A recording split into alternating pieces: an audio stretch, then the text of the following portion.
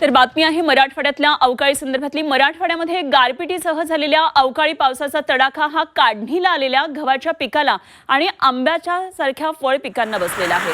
22 मार्च पर्यंत अवकाळी पावसाचा हा इशारा हवामान खात्याने दिलाय। तर छत्रपती संभाजीनगर जिल्ह्यामध्ये बुधवार आणि गुरुवार असे सलग 2 दिवस वादळी वाऱ्यासह झालेल्या अवकाळी पाऊस आणि गारपिटीने रब्बी हंगामातल्या पिकांची दाणात दाण उडवली आहे। फुलंब्री, कन्नड, सिल्लोड, सोयगाव, गंगापूर आणि खुलताबाद या तालुक्यामध्ये निसर्गाच्या या प्रकोपाचा सर्वाधिक फटका बसलाय आणि काढणीला आलेला गहू, मका, हरभरा आणि कांद्याची पिकं अक्षरशः मातीमोल झाली आहेत। सोसाट्याच्या वाऱ्यामुळे शेकडो एकर क्षेत्रातली उभी पिकं आता आडवी पडली आहेत। तर शेतकऱ्यांचं मोठं नुकसान झालंय। सध्या बळीराजा पुन्हा एकदा चिंतेत पडलेला आहे।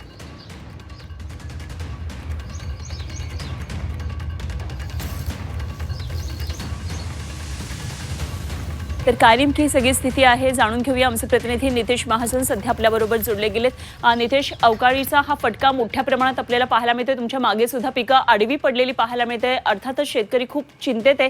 काय नेमकी सगळी अवकाळीची परिस्थिती आहे? नक्कीच मराठवाड्यामध्ये या अवकाळी पाऊस आणि गारपिटीमुळे मोठं नुकसान झालेलं आहे।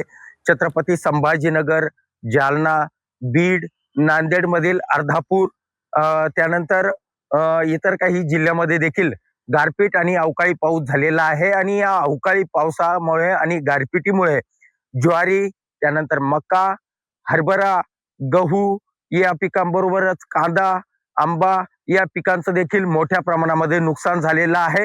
जालना जिल्ह्यामध्ये काल रात्री आणि काल दुपारच्या सुमारास मोठ्या प्रमाणामध्ये गारपीट झालेली आहे। जवळपास बोराच्या आकाराच्या गारा पडलेल्या आहे आणि यामुळं गहू पिकाचं मोठं नुकसान झालेलं आहे।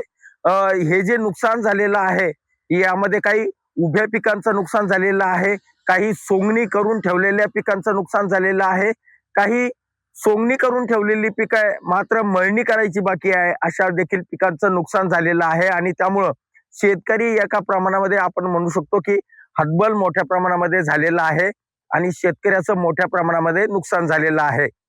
गेल्या 2 दिवसापासून मराठवाड्यामध्ये गारपीट आणि अवकाळी पाऊस होतो आहे।